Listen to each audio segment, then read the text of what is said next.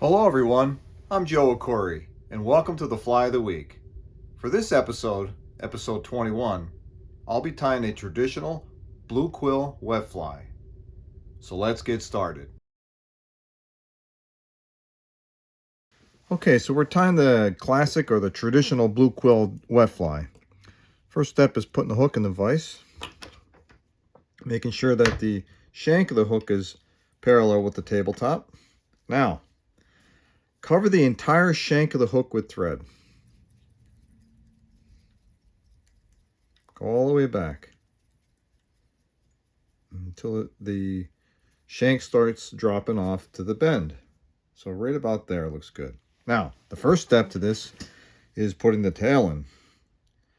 So we need to find a feather whose hackle length is quite long.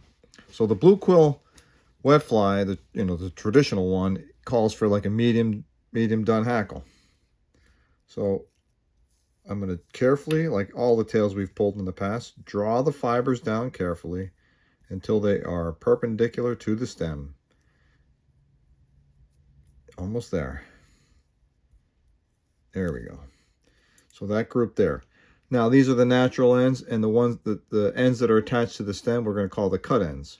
So using the tips of my fingers, I'm going to grab about a ½ inch worth, squeezing that very tightly and drawing the hackle away. There's a couple odd ones there now I'm getting rid of.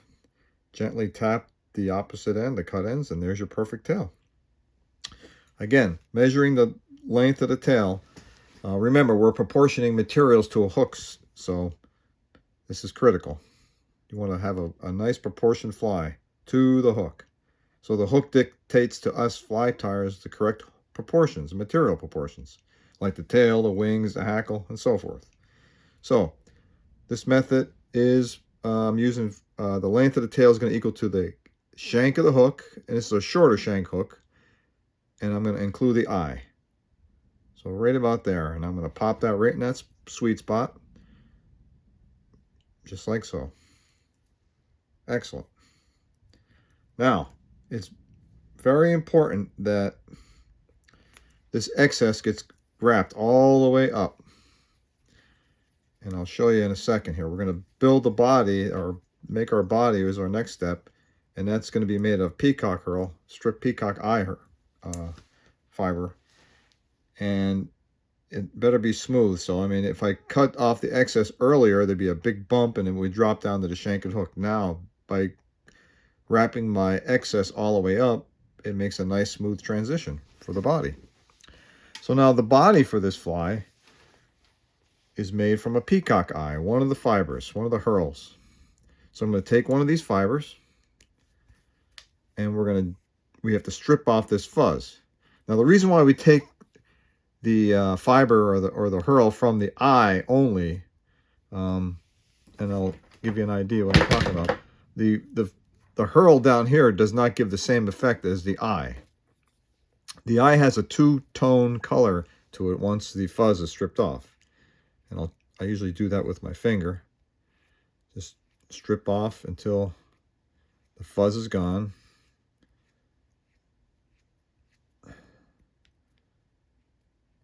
Got to be careful with it. And you'll notice that there's a two-tone, a stripe in there, which will make an incredible segmented body.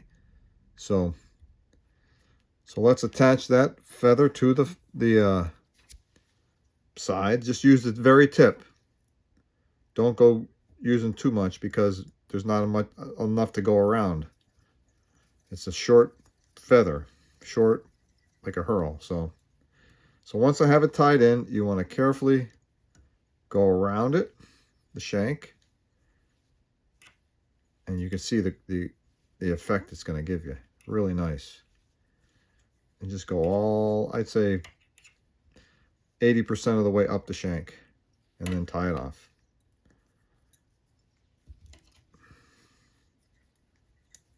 Clip off the excess. So now we have our tail and our body.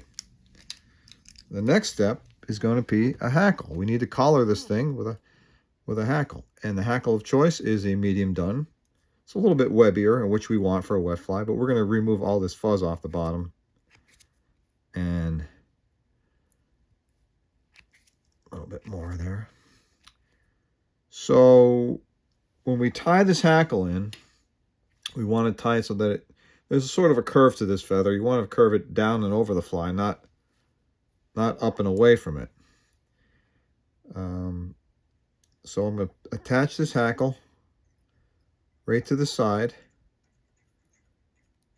Okay, clip off the excess stem and grab your hackle pliers. And you only need about maybe 2 wraps at the most with this. You're going to grab the hackle perpendicular to the stem. So you're going to take, there's 1 or 2 wraps should do it. 1. You get going here. And I like to chase it with my bobbin thread. That way it locks it in good. And that's it. Clip off the excess. Now you're going to comb all these fibers back and wrap a wrap of thread into it a little bit. It'll give it that nice collar look, like so. Let me get these fibers off of here. There's a couple long ones there. All right, now we have to build a foundation for our wing. Doesn't look like there's a lot of room there for a wing, but there's ample room. So I have my tail, my body, and my collar, or the hackle. So now the wing is, the next step is the wing, and it calls for Mallard Duck Quill wing sections.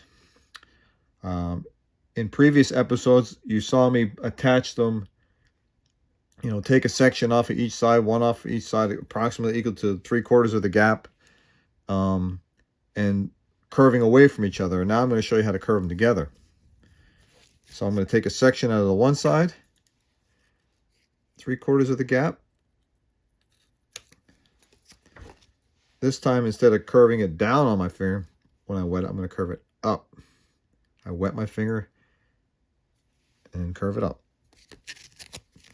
And now I'm going to take a section from the other side, 3/4 of the gap. And that's going to curve down into it. And I'm going to mate them together as close as I can. Lining them up perfect. They look good. One slightly bigger than the other. I'll take care of that in a second as soon as I get them lined up. So yeah, the back one is just a little bit bigger. So I'll just take my scissors and carefully remove that one fiber. There we go. Now, so we have our wings, and they're mated together. Again, when I did the dry fly wings, they were apart. For the wet fly, the classic blue quill wet fly, you curve them together. So now what I like to do is put this on the shank of the hook, making sure that my thread is right up against the collar or the hackle. Slide it in there. And I'm going to draw an imaginary line from the back of this hook at the bend at its longest point and draw it straight up. That's where I want my wing length to be. Even with that. And I'm going to clamp down really hard. I want to be able to feel the wing. Let me take these back a little bit. Put that back in place. Remeasure my wing. Okay. I'm going to try to tip this at the camera a little bit. So I'm going to put that in there. I'm going to put a tuck a little loop above the wing, as you just saw. And again, just like I did for the dry fly, I pulled down, you saw the wings bounce up. That's a good sign.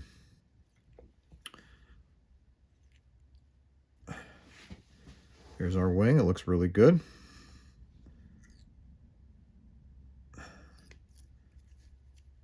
Let's see. Oh, I'm a little bit too forward. Let me go back a little further. I'll try it again.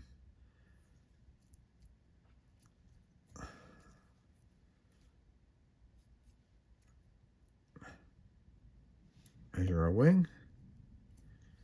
Tuck that thread in between. Pull down. The wing went up.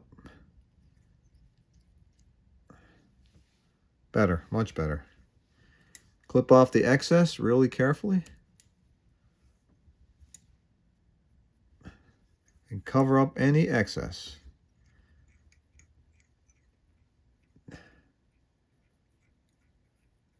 There it is, guys. Tie your knot.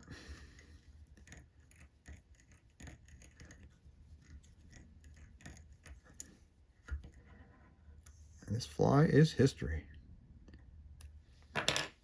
Little drop of head cement. And there you have it. The blue quill wet fly. The classic version. Get rid of some thread there.